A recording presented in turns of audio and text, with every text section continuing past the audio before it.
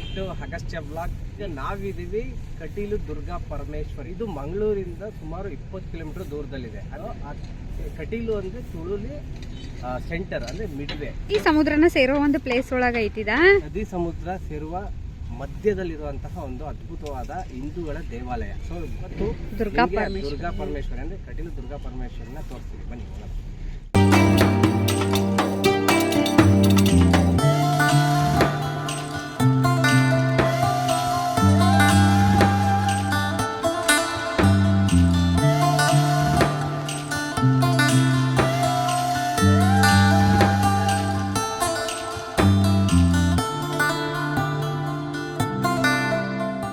ದುರ್ಗಾ ಪರಮೇಶ್ವರಿ ಎಲ್ಲಿದ್ರು ಪವರ್ಫುಲ್ಲ. ಅದ್ರಾಗೂ ಕಟೀಲು ದುರ್ಗಾ ಪರಮೇಶ್ವರಿ ತಾಯಿ ಅಂತರೂ ಇನ್ನೂ ಪವರ್ಫುಲ್ಲ. ಹಿಂಗಾಗಿ ಬರ್ರಿ ಎಲ್ಲರಿಗೂ ನಿಮಗೂ ದರ್ಶನ ಮಾಡಿಸ್ತೇವೆ. ಬಟ್ ಗೊತ್ತಿಲ್ಲ ಒಳಗೆ ಫೋಟೋಗ್ರಫಿ ಅಲೋ ಐತಿಲ್ಲೋ.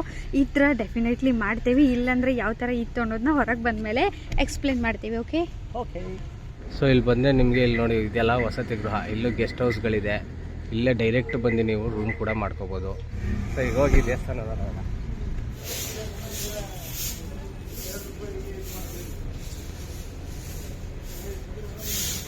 ಒಳಗೆ ಬರ್ದಂತ.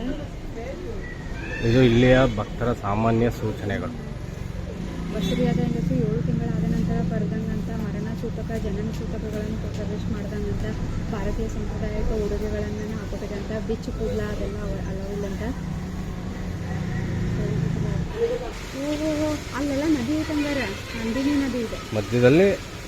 ಕಟೀಲು ಶ್ರೀ ದುರ್ಗಾ ಪರಮೇಶ್ವರಿ ಇದೆ ಹಂಗಾರೆ.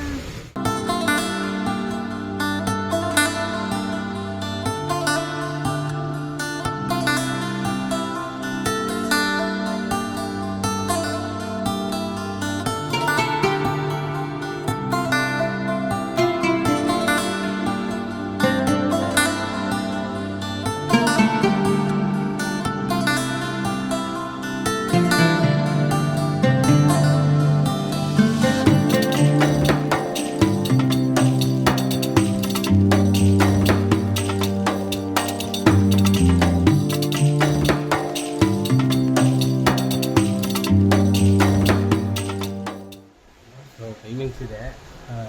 ಇಲ್ಲೇ ಹಾಕಿದ್ದಾರೆ ನೋಡಿ ರೋಡು.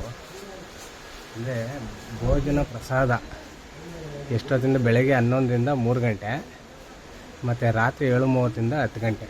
ಬೆಳಗ್ಗೆಯಿಂದ 10ವರೆಗೆ ಗಂಜಿ ಊಟ ಅಂತೆ. ಸೊ ಈಗ ಇರಲ್ಲ. ಆದರೂ ನಮ್ಮ ಮನೆ ದೇವರು ಅಲ್ಲಿ ಹೋಗ್ತಿದ್ರೆ ಎಲ್ಲ ಹೋಯ್ತಾರೆ. ಅಂದರೆ ಒಂದು ಕುರಿ ಹಳ್ಳಕ್ಕೆ ಬಿದ್ದರೆ ಎಲ್ಲ ಕುರಿ ಬೀಳ್ತಲ್ಲ, ಹಂಗೆ ನಮ್ಮ ಮನೆ ದೇವರು ಎಲ್ಲ ಹೋಯ್ತಾರೆ. ನೋಡೋದಲ್ಲ ಅಂತ ಹೋಯ್ತಾರೆ ನೋಡೋದಕ್ಕೆ. ಸೊ ಇಲ್ಲಿ ನಮ್ಮ ಗಜಪಡೆ ಇದೆ, ಗಜರಾಜ ಇದ್ದಾನೆ ನೋಡೋದಕ್ಕೆ. ಅದು ಇಲ್ಲಿ ನೋಡಿ, ಇಲ್ಲಿ ಹಸುಗಳು, ಗೋಶಾಲೆ ಇದೆ ಹೊರಗಡೆ. ಹಸುಗಳಿದೆ, ಅಂದರೆ ಫೆನ್ಸ್ ಹಾಕ್ಬಿಟ್ಟಿದ್ದಾರೆ. ಬಟ್ ನೋಡಿ ಒಂದು ಗೋಶಾಲೆ ಕೂಡ ಇದೆ.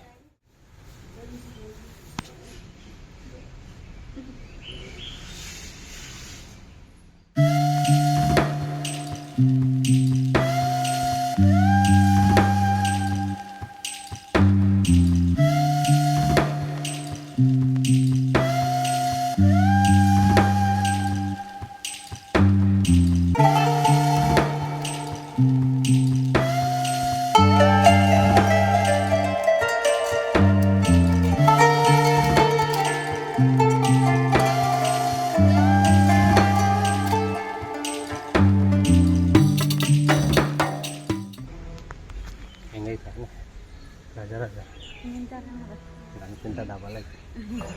ಒಂದು ಕಾಲು ಇಟ್ಟರೆ ಉಸುವಾಗೆ ಎಷ್ಟು ಚಂದ ಕಬ್ಬು ಮುರಿಯಾತೈತಿ. ಇಷ್ಟಿಷ್ಟು ಕರೆಕ್ಟ್ 2 ಗೇಮ್ ಮುರಿಯಾತೈತಿ. ನಾನು ಕೊಂಡೆ ಬಾಯಿ ಎಷ್ಟು ಸ್ಟ್ರಾಂಗ್ ಇರ್ತೈತಿ, ಹಿಂಗೆ ತೊಗೋತೈತಿ ಅಂತ. ಬಟ್ ಸೊಂಡಿಲ್ಲೇ ಕಬ್ಬು ಮುರಿತ ಮಸ್ತಲ್ಲ. ಅದರಿಂದ ಆನೆ ಹತ್ರ ಆನೆಗೆ ಬಾಳೆಹಣ್ಣು ಕೊಟ್ಟಿದ್ಯಾ? ನಾನು ಆನೆಗೆ ಬಾಳೆಹಣ್ಣು ಕೊಟ್ಟಿದ್ದೆ. ಅದು ಸೊಂಡು ಹಿಂಗೆ ಎತ್ಕೊತಿದ್ಲೆ, ಎತ್ಕೊಂಡು ಹಿಂಗೆ ಮಾಡುತ್ತೆ. ಎಷ್ಟು ವೆಯ್ಟ್ ಅಂದರೆ ಸೊಂಡ್ಲೇ, ಅದ್ರಲ್ಲಿ ಸೊಂಡ್ಲು ಎತ್ಕೊಟ್ರೆ ಯಾವ್ದೋ ಹೊಂಟೈತಿ. ಅವ್ರೇನು ವೆಯ್ಟ್ ಐತಿ. ನಾಸ್ದಾರಿ ಮಾಡಿಲ್ಲ ಯಾವಾಗ. ಇದು ಮೋಸ್ಟ್ಲಿ ಮಳೆ ಇಲ್ವಲ್ಲ, ರೋಡ್ ಮಾಡ್ತಾವ್ರೆ ಅನ್ಸುತ್ತೆ. ಅದ ಇದ್ರದ್ದು ಅನ್ನ ಭೋಜನಾಲಯ ಐತಿ, ಬಟ್ ಬಂದ್ ಐತೆ ಅನಿಸ್ತದೆ. 3 ಗಂಟೆಗೆ ಅಂದ್ರೆ ಊಟ ಕ್ಲೋಸ್. ಅಂದರೆ ಅಲ್ಲಿ ಓದ್ದೆ ಬೆಳಗ್ಗೆ ಗಂಜಿ ಊಟ ಇರುತ್ತೆ. ಮಾರ್ನಿಂಗು ನಿಮಗೆ 7:30ವರೆಗೂ ಇರುತ್ತೆ. 7:30ಗೆ ಸ್ಟಾರ್ಟ್ ಆಗುತ್ತೆ. ನಮಗೆ ನಮ್ಮ ಭಾಗ್ಯದಲ್ಲಿ ಇಲ್ಲ. ನಮ್ಮ ಭಾಗ್ಯದಲ್ಲಿ ಪ್ರಸಾದದ ಭಾಗ್ಯ ಇಲ್ಲ, ಯಾಕಂದರೆ ಅಲ್ಲಿ ನಾವು ಬೀಚಿಂದ ಬಿಟ್ಟಿದ್ದು ಲೇಟ್ ಲೇಟ್ ಆಗುತ್ತೆ. ಆಯ್ತಾ? ಸೊ ನೋಡೋದ next time, better luck next time. S.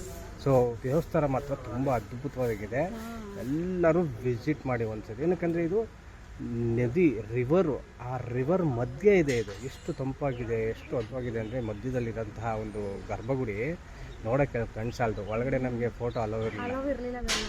ದೇವಿ ಮಾತ್ರ ತುಂಬ ಸೂಪರಾಗಿದೆ ಅಲ್ಲ. ಮಸ್ತ್ ಶಾಂತ ಅನಿಸ್ತದೆ. ದುರ್ಗಾ ಪರಮೇಶ್ವರಿ ನೋಡಿ ಶಾಂತ ಆಗ್ತದೆ. ಆ್ಯಕ್ಚುಲಿ ದುರ್ಗಾ ಪರಮೇಶ್ವರಿ ಅಂದ್ರೆ ರೌದ್ರ ರೂಪ ಅಲ್ಲ, ಬಟ್ ನಮಗೆ ಶಾಂತ ಅನ್ಸಾತೈತಿ. ಸೊ ನಮ್ಮ ಈ ವ್ಲಾಗು ನಿಮಗೆ ಇಷ್ಟ ಆಗಿದೆ ಅಂತ ಅನ್ಕೋತೀವಿ. ಇಷ್ಟ ಆಗಿದ್ರೆ ದಯವಿಟ್ಟು ಲೈಕ್ ಮಾಡಿ, ಶೇರ್ ಮಾಡಿ. ನೆಕ್ಸ್ಟ್ ವೀಡಿಯೋದಲ್ಲಿ ಸಿಗೋಣ ಅಂತ ಹೇಳ್ತಾ ಬಾಯ್ ಬಾಯ್.